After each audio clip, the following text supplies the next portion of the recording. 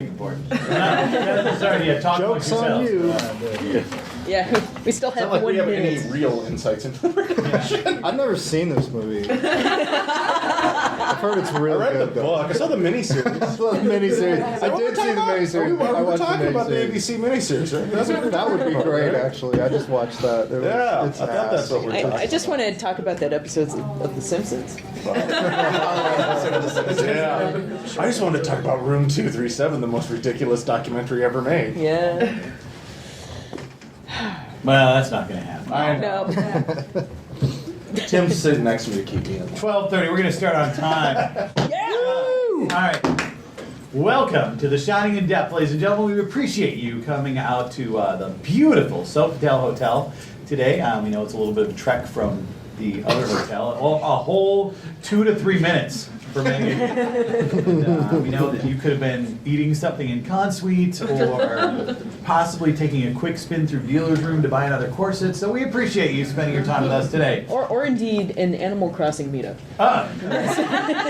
Some of you are missing an Animal Crossing meetup. That's rough. Yes. That's rough. I hope there's another one later. That you can catch up. Shelley Duvall sacrificed. I'm excited. So what we have done for your entertainment, we have sat down, we've watched The Shining, and we have deconstructed The Shining, single cell by single frame by frame. Isn't that what we did? Like Yes. one frame. Yeah. Absolutely. Talked yeah. about it for Totally. 15 minutes, another frame. It took us 6 months. 6 months to do that. So we expect you to be really impressed. In retrospect, we should have done like 2 frames at a time, Yeah. and then overlaid them. It would have been more efficient. Yeah. Yeah, it would have been better. But, what's done is done. When we do the 7 Samurai next year, we'll do that. I'm writing that down. I'm down for that. Or maybe we should do Lawrence of Arabia. I'm down for that too. So I'm going to introduce my co-panelists. At my far left is Jon Cazares. And John, do you want to say anything about yourself before we get started? Sure, I have on and off freelanced in film and video production in Minneapolis and New York and Los Angeles for about 15, 17 years. And I graduated from the New York Film Academy with a degree in directing. Wow. So I want to make it clear as we go down the road, everybody on this panel knows more about movies than me. That's important to know. Next up, Mike Hallenbeck. Hi, everybody. I'm Mike Hallenbeck. I'm bald, and I don't know about you, but I'm very excited about having events over here at the Sofitel. As a matter of fact, I'd like to stay here forever and ever. Oh, nice. Wow. Yes. If there was somebody from the Sofitel in this room, that would have helped. And then Melissa Kaercher. I am a film nerd. What? Yeah. I know, it's shocking. Is that all you're saying? That's pretty much it. Yeah, it really is. Romeo Azar, ladies and gentlemen. Romeo. Hi, I'm a film nerd too. I own a creative shop where we are starting to specialize in motion graphics and title sequences, and so doing a lot of fun stuff like that. And lifelong film nerd. I'm Tim Wick. I'm also a lifelong film nerd. Melissa didn't point it out, so I will point out that she and I Oh, yes. just started a new podcast called A Real Education, in which we are showing our friend Jenny Young movies that she has never seen, which is pretty much all of them. Yes. Can I co-host one of those? I'm kidding. So we started, the first 2 were Casablanca and Singing in the Rain. So, Yes. yeah. Yeah, Wait, we're she's the one that hasn't seen any of the Raiders either. No, Star Wars. she's seen Raiders. She's seen Raiders, but I don't think she's seen The Shining, so that's coming up. Anyway, we could talk about that all day, but really what we came here to talk about all day is The Shining.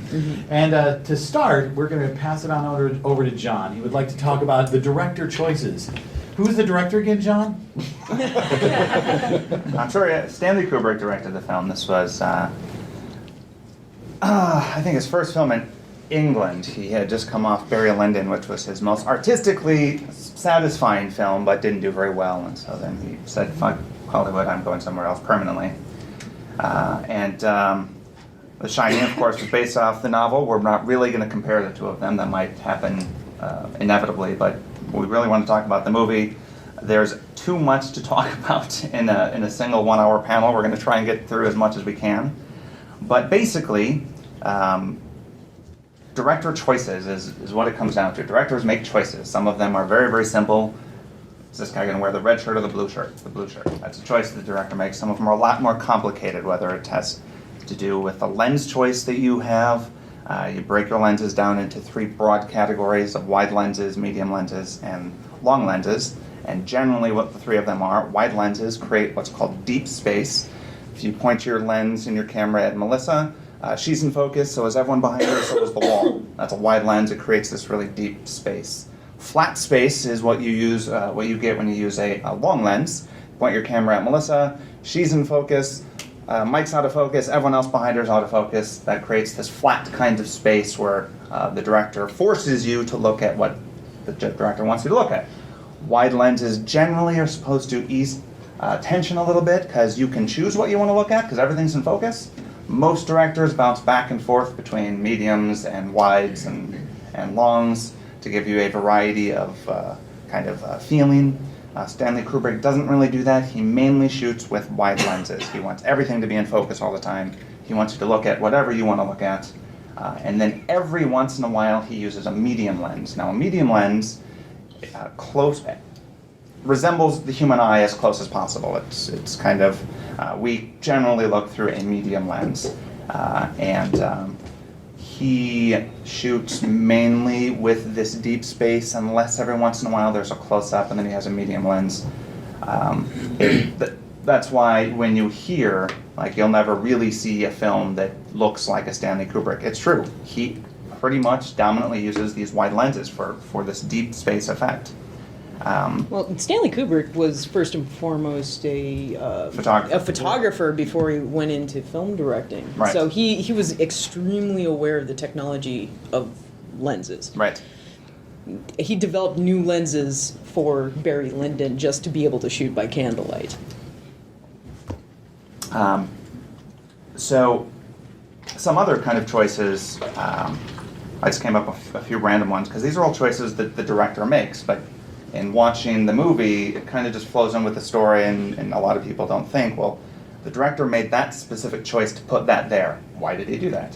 For example, towards the end of the movie, Jack's locked in the pantry, and there's just a profile shot of Jack as he's trying to get out the door, and he's in focus, and then there's all sorts of foodstuffs behind him. It would be natural, there's lots of foodstuffs behind him, it's in a pantry. But there's only 2 other food things that are in focus, one of which is pimento pieces, the other which is slices of peaches. You can see slices, you can see pieces, it's in focus. Then right after that, Jack goes and gets the axe and tries to cut people up in pieces. So clearly small things like that. That was a choice that Kubrick made to show you he also has a pedantic sense of humor, so that's why he another big one. I think we should point out that Kubrick worked on this film for 4 years? Many years. Yeah, many years, just ramping up to the actual film. Well, that's Kubrick. There is nothing accidental. He didn't do anything half-assed. Pretty much every film he did. Well, yeah. He had a year where it was in development for years. Well, and this one was probably one of the quicker of his, just because when the book came out, he wanted to do a horror film as his next film. And what was first offered to him was the sequel to The Exorcist.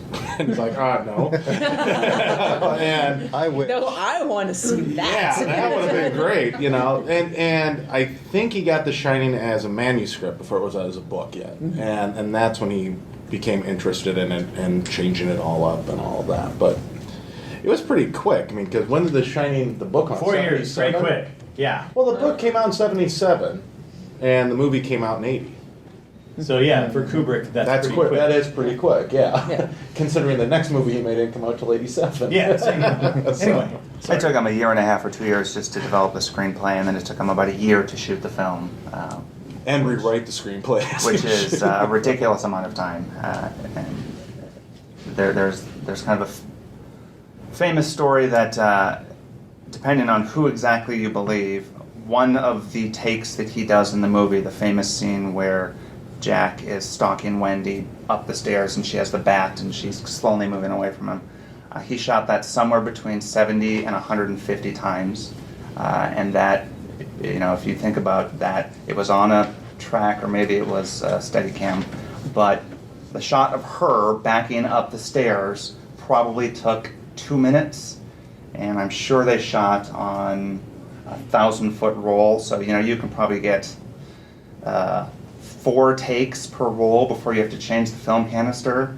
Which I did the math on this one day. They probably did that shot of her backing up the stairs for like 3 days of her just weeping and wailing and backing up the stairs. And it's horrible, right? Didn't she have to keep rehydrating herself because she yeah. could Yeah. no longer cry anymore? Well, and Yeah. the thing that I always read too, but even though they did that many takes, still the scene that had the most takes was the one of just Danny and Scatman Crothers? Scatman Crothers talking in the kitchen. Because he forgot his lines all the time. Yeah, Scatman Crothers was Yeah. in tears by the end of that. Right, but they said Danny was the pro. He's like, yeah, I'll do it again. Now that kid is phenomenal. Like a 8-year-old, yeah, sure. As a moderator, what you guys are saying is interesting, but I really want to know how many film canisters it was. Yeah. So. Math. I don't remember the exact number yet. Well, you did. Well, you just said you did the numbers. Okay, so I did numbers to see how many days they were shooting. 20 canisters.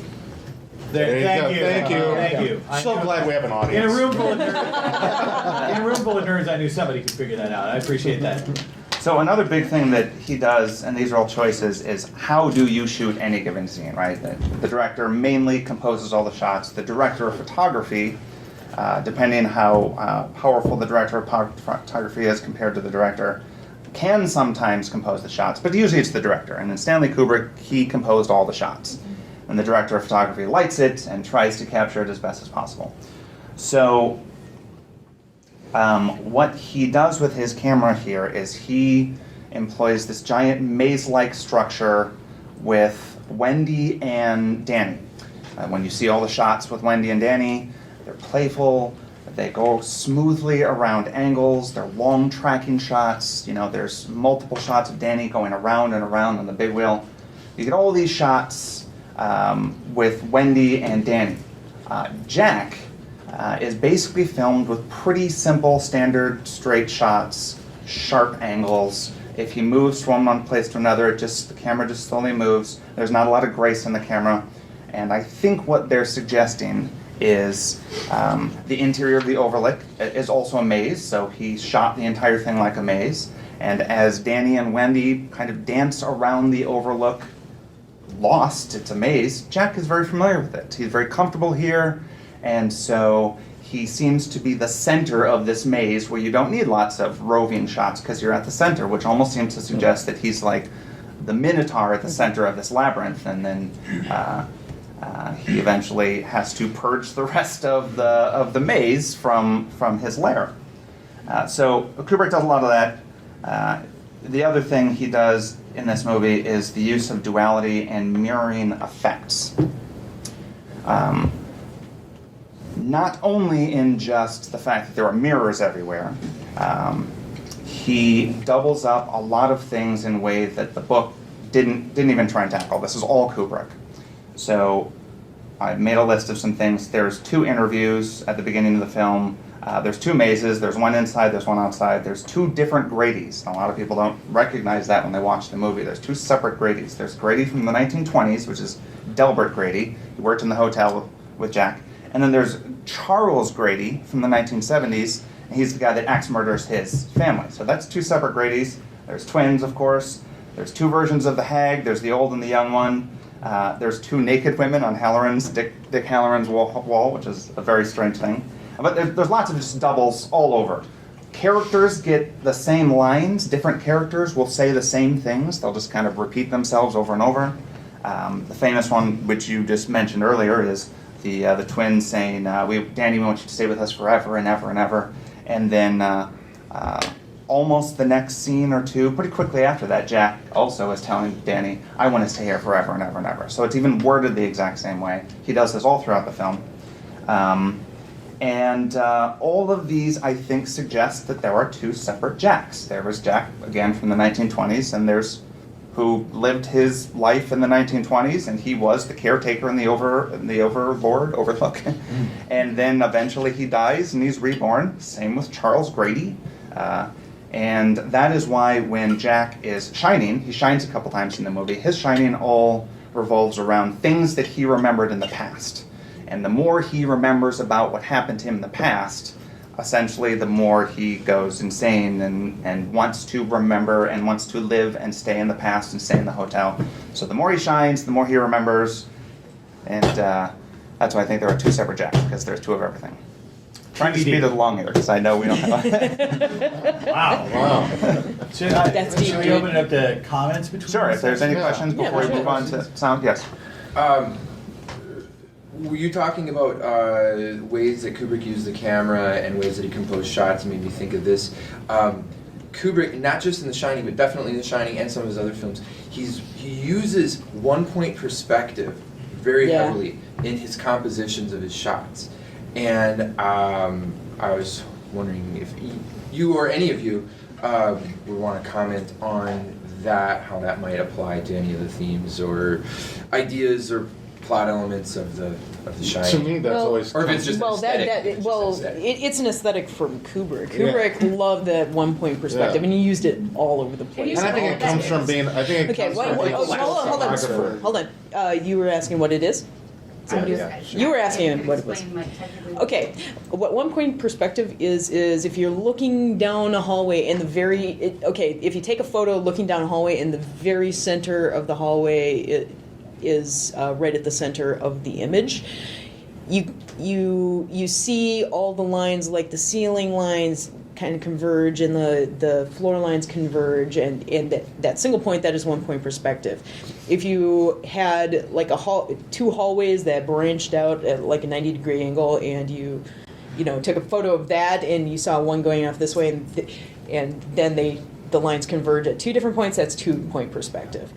Kubrick really loves the one-point perspective. Everything just dead center of the shot. Well, and I think, like I said, you see it that comes throughout. from, and I think that Yeah. comes from his background as a photographer. Yeah.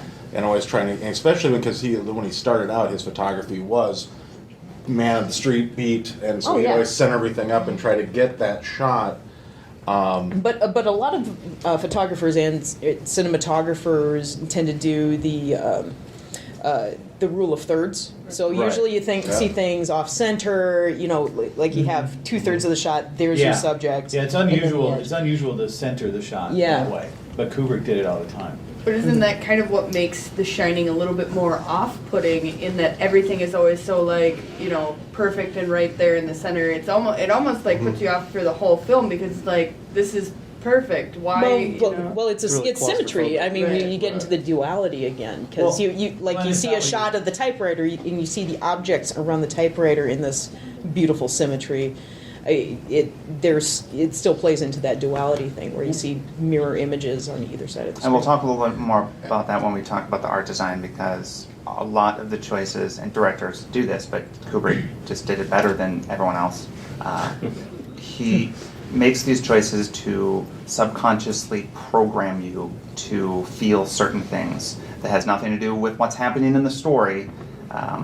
Just if he lights a specific room slightly different every single time a character walks into that room, you might not necessarily recognize, oh, this is slightly different, but it just programs you that there's something wrong with this room and I don't exactly know what it is. So yes, it is designed to kind of, the entire film is designed to be slightly wrong for a lot of reasons. Well, and from things I've read and things I take with it, it's also Kubrick is a very detailed, what would this exactly look like type of person. And since he was recreating a whole interior of a hotel, he wanted it to be like every American hotel, and what it would be like, and even down to the carpet patterns. Yeah. A lot of those were very popular. We should note this entire thing was a set. Yeah, the entire inside was whole a set, thing and it was was a closed set. But I read this article about the outside lighting of the big office where Jack's working, and he wanted to know, hey, if you're at this altitude during the daylight, how much light do we need to shoot through those windows to make it look like real daylight out there, because we're inside a set. Because he was kind of kooky. Right, and I mean, so it was just nuts, the amount of light they had shooting through there to make you go, okay, you're at this altitude, it's sunny. Yep. And the set caught on fire. The set caught on because fire. of the lights. Yeah. And even the famous shot of Danny on the big wheel, the sound that we all love as fans of it was an accident. And he didn't even know what was happening until they played it back. He's like, hey, there's sound on it, and then when he hits the hardwood, there isn't. That's cool.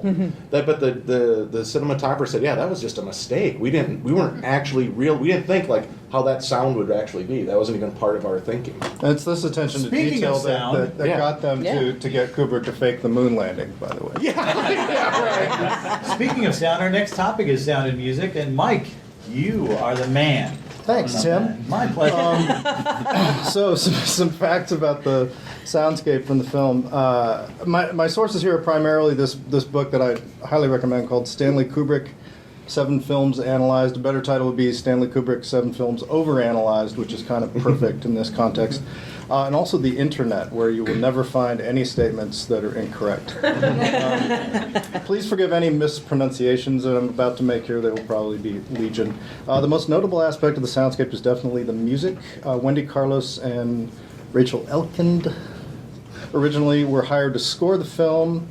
And they did that, and Kubrick discarded most of the music. And there's actually a great feature on at least one of the editions of the DVD where they go through some of the cues that didn't make it into the film and play those for you, and that's really cool to hear.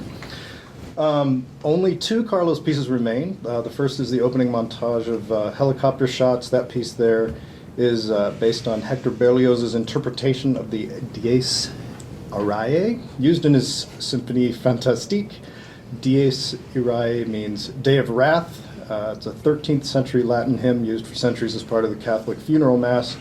And so this sets up the film's whimsical comedic tone. The second Carlos piece is, again, a driving scene. It's the scene where the family drives up to the hotel and discusses the Donner Party. For the rest of the film, the score relies heavily on pre-existing pieces of music. In the classical realm, you've got a bunch of pieces by Christoph Penderecki, The Awakening of Jacob, Evangelia, and Canon Pasci from Utenia 2, De Natura Sonoris, numbers 1 and 2, and Polymorphia. These are like anime titles. The way I'm pronouncing them, they probably are. Who knows how you're actually supposed to say all this stuff. I know it's Dies Irae. I'm just It is Yeah. Dies Irae. speaking Yeah. of somebody who's sung Mozart's Requiem before. Dude. I have what? All right, Give us a sample. Dies Irae. That was a bass. Anyway. All right. Wow, Nice. nice. All right, I interrupted. Can name Sorry. that tune. Another piece that appears a lot is Lontano by Grigori Ligeti. That one's in there quite a bit. And another one that appears frequently is Music for Strings, Percussion, and Celesta by Bela Bartok. There's also 4, which is more than I would have thought. There are 4 big band numbers that are played in the ballroom and during the photo that we zoom in on at the end of the film. Isn't that the same song? Well, I've got 4 titles here, and I'll get to this later, but I sometimes I have trouble figuring out what happens where. But one of the pieces is Masquerade by Jack Hilton and his orchestra. The singer is Pat O'Malley. There are 2 songs by Ray Noble and his orchestra, singer Al Boley, Midnight, The Stars and You, and It's All Forgotten Now. The other one is Home by Henry Hall and his Glen Eagles Hotel Band. The singer is Maurice Elwyn. These are apparently all bands that were popular in England in the 1930s. Don't know what the significance of that is. Well, the song that plays in the ballroom, the lyrics are all about remembering things long forgotten, and so, especially in the Masquerade Ball, where either Jack is shining or the hotel is shining, and again, since whenever Jack shines, it's about remembering the past. So that's why he specifically picked that song, remembering things in the past, shine and turn into a minotaur. Yep, and the concept of minotaurs. He's a were-minotaur? That's cool. That is cool. That is cool. It's like half human, or it's like half human and half something that's half human. So it's like 3/4 Yeah. human in a way. Yeah. Good That concept. just screwed my brain up. I'm writing down were-minotaur. Make sure Kesson hears about that. Were-minotaur. So Lontano is the high-pitched kind of tinnitus style strings that you tend to hear during telepathic communication with other people, like when Halloran is offering Danny ice cream telepathically, or when Danny sees the 2 girls playing darts, you get that cue. So that happens quite a bit when there's people talking to each other with their minds. Otherwise, I've had a great deal of difficulty tracking which cue appears where. And I discovered why this was when Melissa very kindly sent me. You can find this online. It's a copy of the cue sheet that they were using to sort of map out where all the music cues were going to go. And you can see the cues kind of overlapping. So a lot of the time, there's two things happening at once. Because I was listening to all this stuff and thinking like, well, there's something that was in the movie, and there's something that was in the movie, but I was kind of having trouble mapping it all out. And that's wise, because a lot of the time you're hearing more than one thing at once. So it's often chopped up and layered. This is a fun fact. The music editor, Gordon Stainforth, sometimes requested changes in the picture edit to better facilitate the use of music. And as far as I'm aware, that's pretty unusual. Yeah. But given Kubrick's tendency to tinker, it's also something he probably would have been into. The effect of the music, it creates a sense of relentless bleakness and dread. The music often So contradicts strange the... for a comedy. Yeah.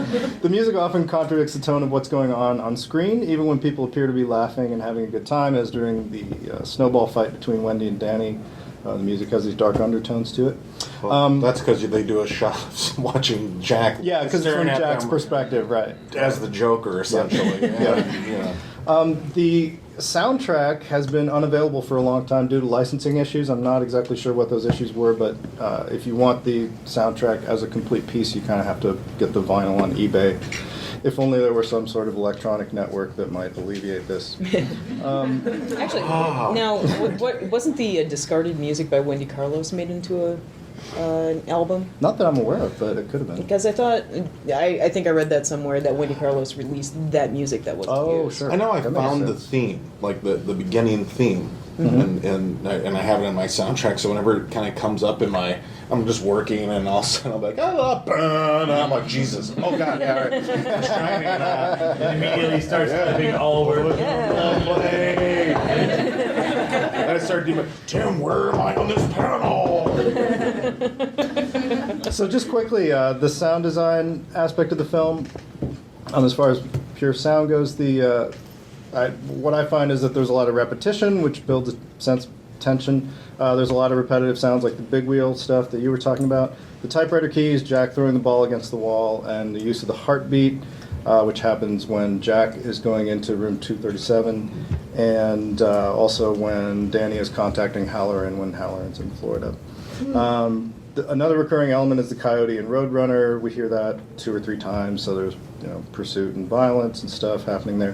One thing I noticed is there are wind sounds that are used in a couple of odd places. When Jack is locked in the storage closet, and in the first ballroom scene Gold room now. with Lloyd, I don't see any windows in those scenes, and yet we hear this wind, which is kind of an interesting choice because maybe that's getting into more of a psychological realm. It's just kind of an ominous noise that undertones that. The big sound that I notice all the time is the bird sounds transitioning between most of the scenes anytime before the winter starts. Actually, you'll see just a shot of the overlook, and you'll hear lots of bird sounds. Normally, this would be natural, but if you watch the opening sequence, the camera just kind of like very gracefully hovers over the water and moves in towards the car, and it cuts and keeps going towards the car, and it just seems like birds moving towards the car. It seems like raptors moving towards the car. And then you get all these bird noises, which suddenly starts to feel a little more ominous, and oddly, there's lots of eagles represented in the Overlook Hotel, just in random places, and we'll get to color next, we're going to do art next, but the only time Jack ever wears green, he has a green shirt with an eagle on it. So it's very possible that these raptor shots were put in there to make you think of, okay, it's some kind of bird of prey. It's hunting them, it's stalking them, and then Jack becomes this bird of prey with his eagle, and from that point on, he starts to go insane. So anyway, I will tie it with the sound.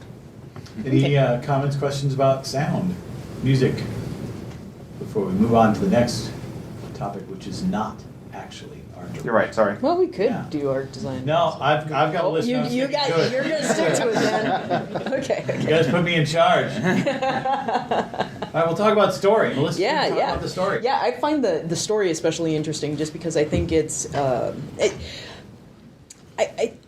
I think most really iconic horror films are allegories for other things, and this one I think is pretty clear. It has a lot of basis in it's actually kind of this horror story about either schizophrenic breakdown or alcoholism, or two mixed together. And so it's not necessarily a ghost story. It is using the ghost story to detail the horror of seeing a loved one completely become an alien being, and you're trapped with them. It's just this exaggerated form of a dysfunctional family, and it's interesting watching the character of Wendy go through. In the opening scenes, she's actually trying to cover for something she knows is wrong with her husband. And there's the, and I'm sorry. No, I'm agreeing. Okay. Yeah, no, I'm not. Yeah, I just was like, What are Shelley you talking about? Did you see a totally different movie than me? Yeah, Jesus, I thought it was a romantic comedy about a couple that loved each other. This is, he wouldn't try to kill her if he didn't really love her.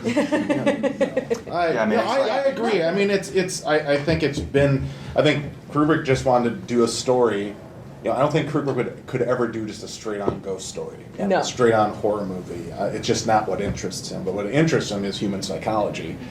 And how do we do that? Well, the way you make a horror movie good is to get the audience invested in the too, so you actually care about what happens to them. Well, and that builds the tension. And the thing that I read too is that Kubrick really, like, Jack didn't think, like, especially in the beginning, that he should be Jack, and Kubrick just always wanted him to be manic, and just all the time, so that he always felt off-putting, and I think to me that was the one problem that kind of, if there's a thing in The Shining's characters, it's that Jack's already there. We come in and we don't even get why this woman would stay with him or defend him, and why she'd go up to the hotel with him, except for being a very, emotionally abused and emotionally raped wife, and but I think it would have been better if Jack was a little bit more normal, a little bit more caring, and hurt, about what his past was, and hoping this thing will not only redeem himself as getting to write, it also redeem his family, and then he just breaks down, and that would, I think, would have been a little bit more jarring, a little bit more. Oh yeah. Well, it was scary because the only thing you care about is the kid. I mean, I didn't even care about Wendy because I'm like, lady, you're nuts. Oh yeah. Although, Like, I worry about this kid though. although I find Wendy very interesting. I kept waiting for Popeye to come in and save me. Yeah, that was the same year. I know. That was the same goddamn year. Yeah, I now, know. how wonderful is Shelley Duvall in the same year she is in Popeye and The Shining? She could play the two ugliest people ever in 1 year. And man, she was born to play all of them. I know. But I remember, originally watching The Shining, being extremely annoyed by Wendy's character because she spends most of it screaming and crying. Yeah. And then, in my later years, after seeing it over and over and over again, I now realize this woman knows she's in a horror movie because when she locks Jack in the pantry, the first she does is she picks up a knife. He's in the pantry. She's not fucking around. She knows she's in a horror movie. She knows there's more coming. Well, and that's kind of at times where the movie, Yeah. the story starts to break down too, Yeah. because then she starts to see stuff, and I don't think Yeah. it's never. Well, yeah, we'll get into that She's in a not the one that moment. has the shinning. Yeah. No, I've got. Oh, yeah. Oh, go ahead. I've got one more thing. Yeah. this is quick. No, I love the fact that this woman screams and cries throughout the entire movie, doesn't get a scratch. Yeah. She escapes with the kid, not a scratch on her, totally victorious. How many people die? Like one spoilers. person dies in the whole One movie. person. Doesn't do they? Yeah. Halloran's the one person. Yeah, Halloran's the one Yeah, person not to who spoil anything. But Yeah.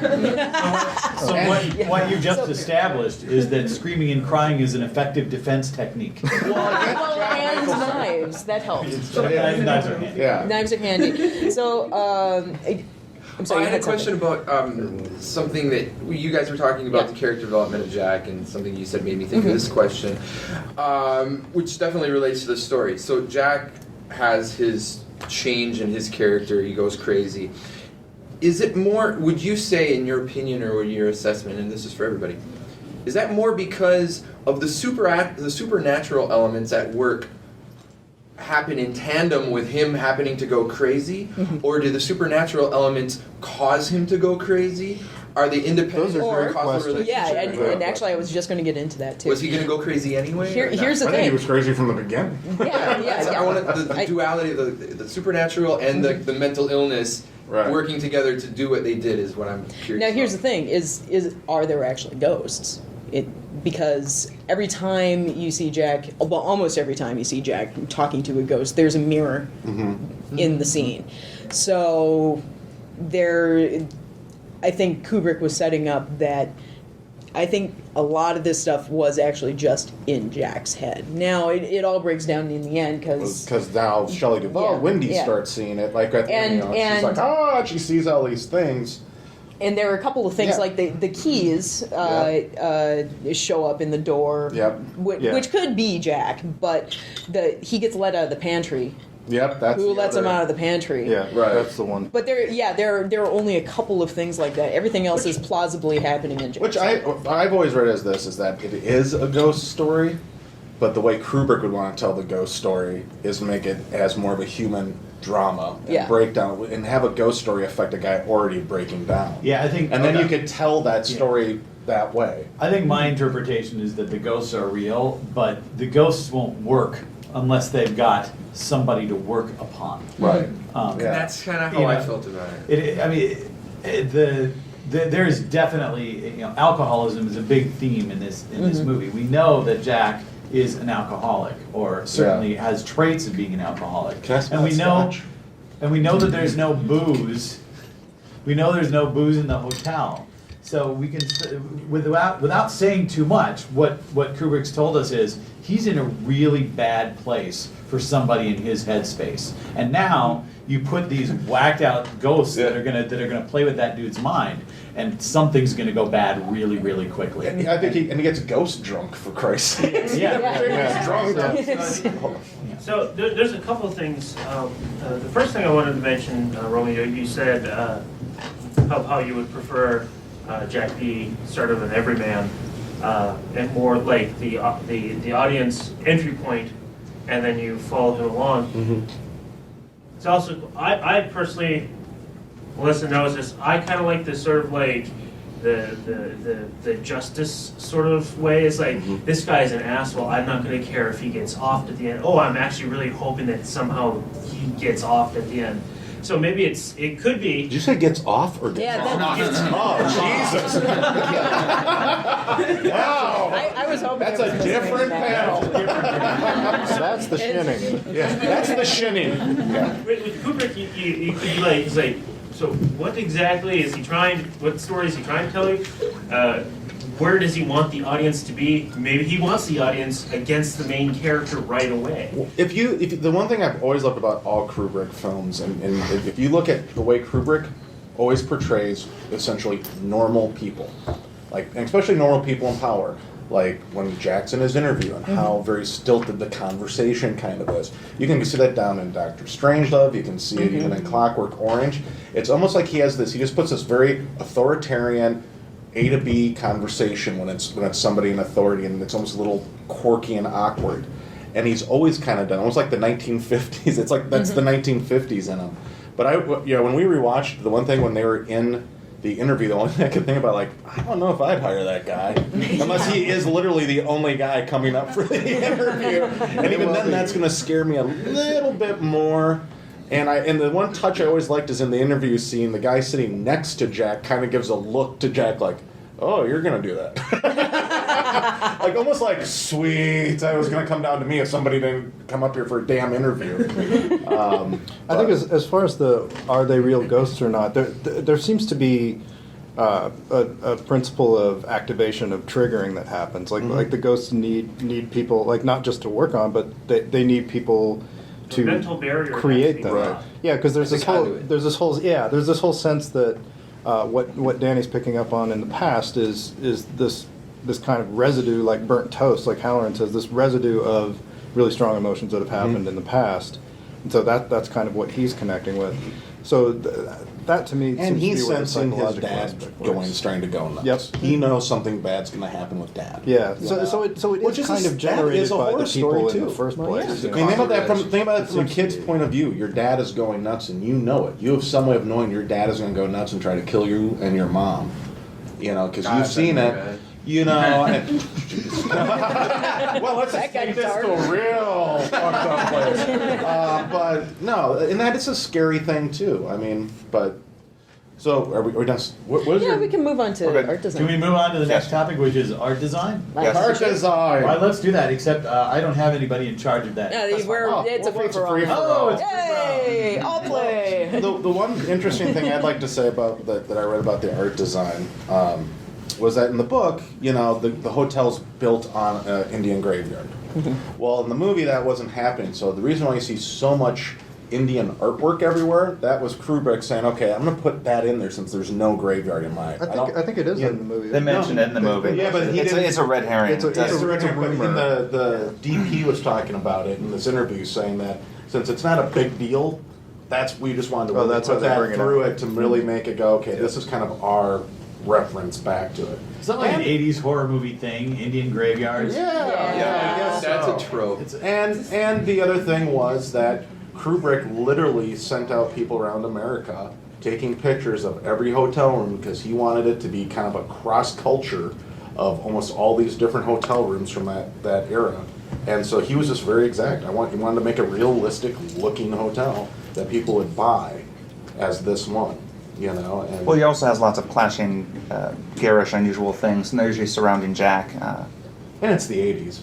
Or it's the late 70s, 80s. A lot of that was there Yeah. too.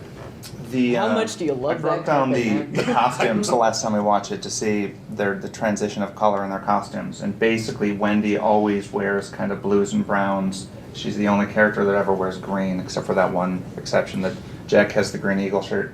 Jack always wears blues and browns, but then goes to red towards the end of the movie. And it's at a very specific point where he starts to wear red. He has the red jacket on. And then Danny always wears red, blue and red the entire film. He wears blue and red. After he goes into room 237, he dominantly wears red, and then nothing else but red after that. So there's lots of suggestions just about the specific colors throughout the movie. And then there's the 4 famous bathroom shots, each of which has a radical different color. Green, since Wendy's the only one that wears it, it seems to be like green might represent some kind of safety, or just Wendy specifically. There is the shot at the end where Danny is running away from, just running to hide. He runs down this giant green corridor and he hides because he thinks he's safe. He's running through this giant green corridor. He hides in the pantry.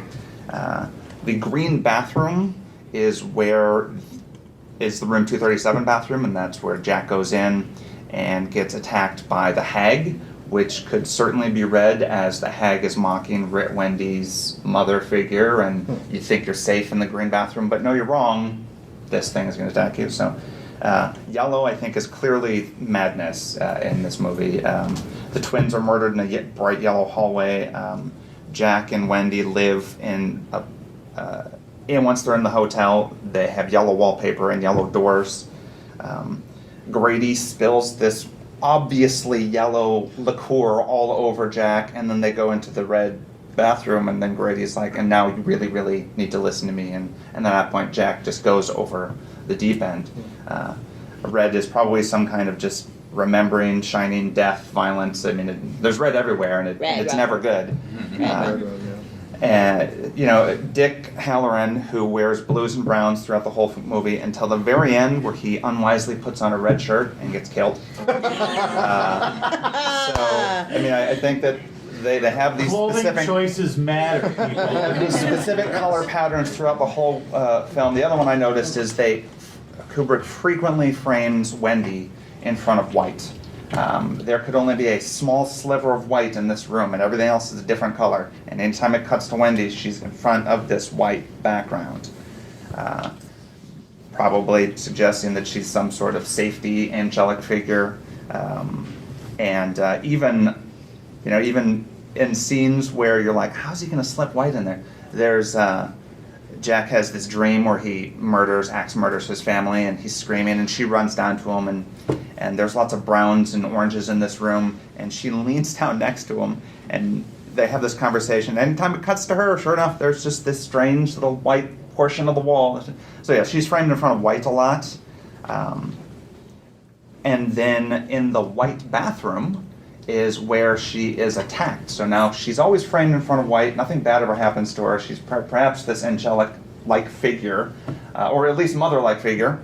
So now you've been slowly programmed to think white means safety. She's going to be safe. And then she gets attacked in the white bathroom, which is rather shocking. But as you pointed out, nothing happens to her. She doesn't get hurt in the white bathroom at all.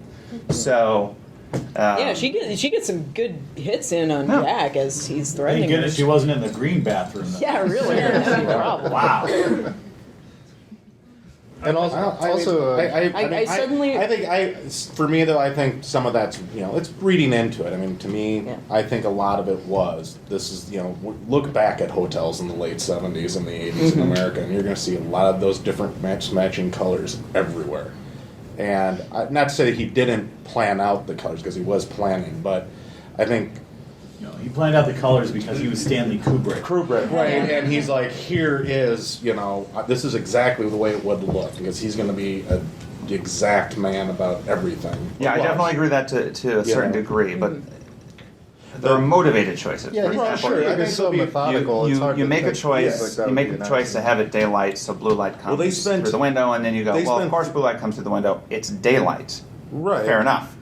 But these are all motivated for specific reasons. Where the famous shot, the long tracking shot, where they go through the Colorado Lounge and it's blue and it's surrounded by oranges, and you're absolutely right. It's a realistic, believable choice. To design things like this and to have lights specifically placed or colored that way. But again, they're motivated choices because even though you as an audience member, you watch it and go, well, it's realistic, obviously. It's designed to make you feel a certain way. The color is a certain temperature for a reason. And as Tim pointed out, you're right, it's possible some of this is reading into it, but because he spends so much time agonizing over every single choice, I think it's unlikely that he made a lot of these decisions just because it was realistic to the time period. Well, I know, Also- but I would say, I guess my argument to it is that I think it's somewhere. I think we're somewhere in the middle. You know what I mean? I think I'm more over here and you're over here, and I think the reality Well, is he's right. over there. You're both right. Right. I think we're both You're right. both right. Because to me, it's You're, more. you're both pretty. You're not really disagreeing. Yeah. It literally, to me, it's just that seeing the way Kubrick has always kind of set up things in his movies. He always tries until he goes ultra, and like Clockwork Orange and all that stuff. Yeah. But he's always tried to be very real about things, and I'd say he's motivated maybe in timing. Like, okay, when they're walking through here, hey, since this room is already lit this way, let's make sure this is the way we go around things, and this is the dialogue. But a lot of it is just he just wants it to be so real, because I think that was his way of getting out of having to fly. Hey, I can do it all here. I can prove to you I can do it all here better than any American company. So I don't have to fly down to Hollywood. I can do it all right back here in my backyard in England, and I'll show you I can build you a set that is just as real as and better than anything you can do in America. Mm-hmm. And then you'll stay off my back. Then I can do all my movies here. And I think that's a big motivator for him. Or was. Maybe not so much anymore. Not so much anymore. Just a quick aside, and I just thought of this. I think also there are a lot of colors that are clashing in the film, and there's something inherently unsettling about that. They're very, very bright, and they're juxtaposed, and it's these crazy geometric patterns. I think there's something inherently unsettling. It has Yeah, one of the brightest palettes looking of at any this horror carpet movie. thing. Yeah, this is Same thing. crazy, man. Most noticeably in the ballroom scene when they're having the masquerade ball. They do anytime you see someone walk into the gold room, by the way, it's the exact same shot. It just pulls back and then tracks over. So he uses that over and over and over again anytime they go into this room. And you go into this room, and now it's this 1920s ballroom, and everyone is dressed in these gorgeous costumes. And the front of this room looks very beautiful. But the back of this room, what they did is they blasted gold and pink lights up into the top corners of this, and it produces this kind of vomit-colored light that, I mean, these colors clash horribly together, and it's just this it looks like vomit. And so even though there's all these gorgeous costumes and the music is lovely, there's something wrong with this room because of that exact reason. It's just horrible clashing lights, and he does that with horrible clashing symbols. I think also we kind of look back on some of this. There's so many rooms where I'm like, I think that room's kind of cool looking. It probably wasn't designed to look cool. I mean, we're looking at it as it's this cool retro look, but it was probably designed to clash horribly, and most audience members at the time went, there's just something wrong with this room. So anyway. Yeah. So what's next? Well, there was one other hand. Oh. Did we get to what you wanted to talk about, Fast? Apparently, we can move on. Yes. Thank you. All right. So we've got two more topics to cover in the next 10 minutes. One is the Room 237 conspiracy. Can I? And the other is things that we didn't like. I think we about should the just move on to movie. things we didn't like. Yeah, but things can I just say one thing about the conspiracy crap about Room 237? Just It's one. nonsense. It is nonsense, because here's what the truth behind it is. In Stephen King's book and in the room Stephen King stayed at, it was Room 217. Yep. Well, the aerial shots of the hotel in Oregon actually has a Room 217. And they said, yes, you can do the aerial shots of art and put it in the movie, but all we ask is you use a number of a room that we don't have, so we don't have a bunch of freaks showing up to our hotel wanting to stay in Room 217. So Stanley Kubrick chose 237 because that's the number that's punched in Dr. Strangelove to release the nuclear bomb. And that's it.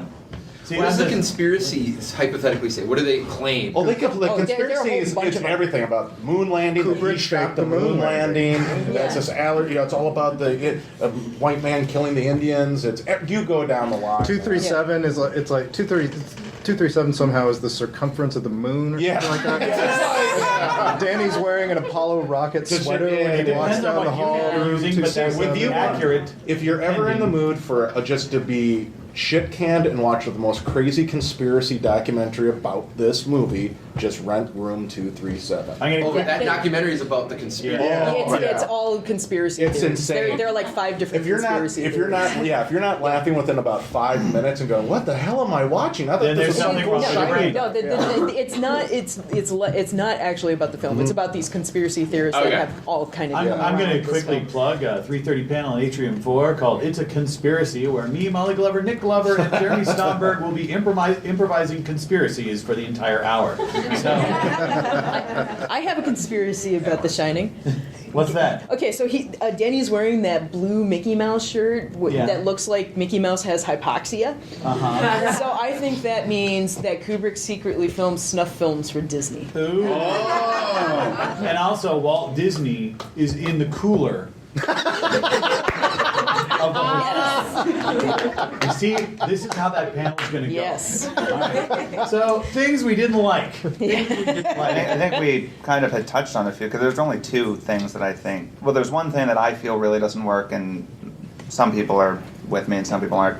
And then the other thing that I think is just that I just don't understand the decision. The thing that I was never comfortable about is the story choice of Wendy beats Jack, hits him over the fucking head, drags him in the pantry, end the movie. She wins. And then a ghost decides to let Jack out, and then he goes and gets the axe and kills Dick and continues the rest of the movie. I hate that. It just feels like this typical Deus Ex where some outside force. I understand that there's ghosts previously in the movie, but Well, Well, I think without it that comes- scene, I- it would be you'd be able to read the movie in many different ways, and Right. and that locks it down, and that's a lot less fun. And I think that's what it does. I think if the movie that you like more, if the version of the movie that you like more is more the psychological, watching a man go crazy type of movie, that scene instantly shoots it out. And you're just like, oh shit. You know, could Yeah. you have thought of a way he gets out? You know, something a little bit better. well, yeah, I still think Yeah. even without that, there's plenty of compelling evidence that it's a ghost story, considering that multiple people have Right. these. But these I visions see. and- I didn't mind it because to me it's like Yeah, a lot you of know, people don't. Yeah, because to me it's the ghosts are helping him. Yeah. and they're not gonna. They're trying everything to not let her win. You know, the only thing that, you know, to me that it was like, well, you know, that means they can move objects. So when she's dragging them, why not just shoot a fucking tomato can at her head? You know, knock her out, and It opens up a lot of questions like that, and also it's just Jack doesn't make a choice there to get out of the locked pantry. Some outside force makes the choice. Well, they said if we let you out. Well, sure. Yeah, so he's like, well, damn straight I am. She just knocked my ass out. I'm going after her. Type So that was the one thing, I'm and Jack the Nicholson, other for thing that Christ's I just really never wrapped my head around is the ending where Wendy is running to the hotel, and I was not ever clear if the hotel was shining and that's why she starts seeing all this random stuff, or if she now starts shining and she starts seeing this, and it's just random stuff, which I do understand some of these things are in the book, and that's probably why he put them in there. But in the context of the film, it's just like now she is also seeing all this horrible stuff. Yeah, Well, it's the ghost story at that Yeah. point. That's when it becomes a traditional ghost, May have been haunted. the You know. mention that every mom has a little shine to them by Keller. Ah. I don't know if that was in the That's not in the movie. No. But I think you're right. I think that this was Something about also motherhood. stuff in the book that Kubrick was just like, That's interesting. I got to put it in because it's something in the. Yes, back here, I guess. Oh yeah, I was just wondering, since you only had a couple things that you didn't like about the movie, I know Stephen King had a lot he didn't like about the movie. Oh, tons. Maybe you could talk. Tons. maybe you could tell us a little Yeah, about he, it. a lot of it was around. Did they have a casting? Say something. Yeah, Go, Tim. All right, here's I the don't think thing. he ever did. No. If you write a story and somebody chooses to adapt it, they will adapt it in a way that most likely you will hate, unless you're as powerful as J.K. Rowling and can force them to make the movie exactly that you want to see. That's just the fact of the matter. Stephen King doesn't like it because when people adapt stories, they change them. This is universal. Anybody want to go read the original version of 101 Dalmatians and tell me what it has to do with the Disney movie? Movies. This is the one that I've heard about. In Yeah. the very vocal. There's a more specific. Well, King is reason, also too. more vocal than other people. Also, I think I read a lot about this. Actually, this was what I did a little bit of research on. A lot of what King was writing the book about was his own experiences, especially with alcoholism, and he didn't feel that that really came out in the film, which I disagree with entirely because I didn't read the book. I've never read the book, but when I watched the movie, that came through loud and clear. And I think that sometimes. And I think what King didn't necessarily understand is how you can tell an audience something visually without saying, yo, it's about this. And Yeah, I think Maximum Overdrive is a testament to how Stephen King can be. And this is not to say, oh, Stephen King, he doesn't have a right to be upset about the movie. I mean, he absolutely Everybody does. gets their own opinion. He absolutely does, but I think to him, The Shining is a very, very personal story. And his personal story isn't in that film. And you can see the version that he made himself Yeah, later. Right, to and revisit I that. think, and that's the other thing, because his earlier, like any writer, these are his earlier books. I think all of his earlier books are more personal and more like his children. But now, I mean, I don't think he'd give a shit. I wrote that in 20 minutes. Make it, yeah. What, $1 million? Good. We have 3 minutes. So closing thoughts, anybody? I need to cut off on My closing thought, the only thing I hated, or didn't hate, is like, he has an axe, you're in a maze, it's just bushes. Yeah! Fucking chop away, motherfucker. There. That is actually on my notes. Why doesn't he chop the maze down? I'm just like, really? Yeah, I mean, and the ghosts, can't they help you there? Hey, back this way, man. Beyond their You're going the wrong jurisdiction. way. Yeah. How about fire? And if they can't, and they're just stuck in the hotel, they must be going, you dumb shit. Oh, you got an axe. Just go. Well, at that point, I mean, aside from just the obvious, he should have been able to chop down the axe. The moment he left the hotel, he was doomed. The maze for him was the overlook. He was heading towards the center of the maze. He becomes the monster.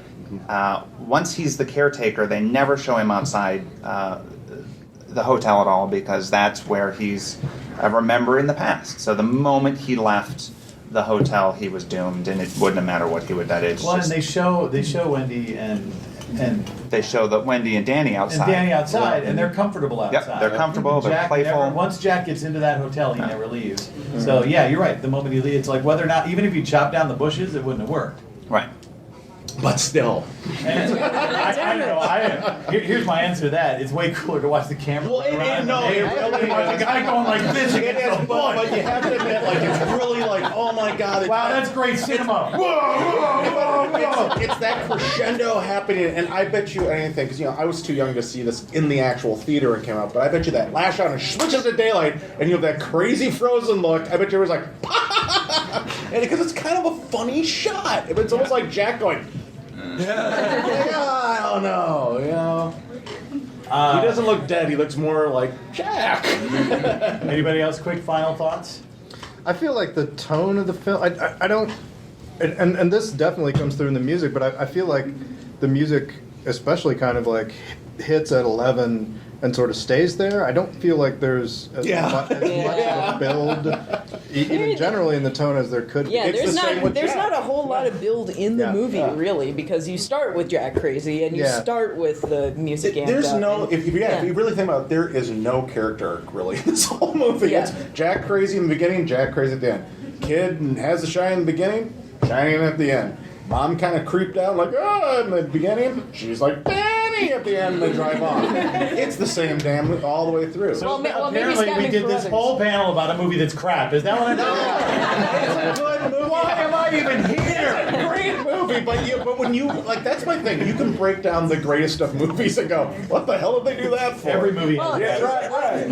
I think I found the arc. There's Hold on, Mallory. she He's alive and he's dead. We have to let her say something. Okay, She's fine. going to explode. What do you need? Well, okay, and then towards he started off crazy. I think like you could look at it as I saw that them going to the hotel as a last ditch effort to save that family unit. Right. Yeah. And so like the fact that he's crazy before doesn't bug me because it's just kind of like, well, she's starting to see the crazy come out, but she's this hopeful character that she's trying to save this family unit. Yeah, she's an abused wife. I mean, But that's it. like she does leave in the end. She Well, yeah. Well, what did she? I like that. That's what it took to make her leave him. Was I'm a sorry. If haunted you had a hotel. cool ass snowcat, you would leave. Yeah. It takes your husband to kill Scatman Crothers, and But that's there are women out there that are like this. I mean, it's not Yeah. unrealistic. No, it all Are comes you back saying to this the. should be on Lifetime? It's a Lifetime movie. Maybe that's where the next time they remake it. All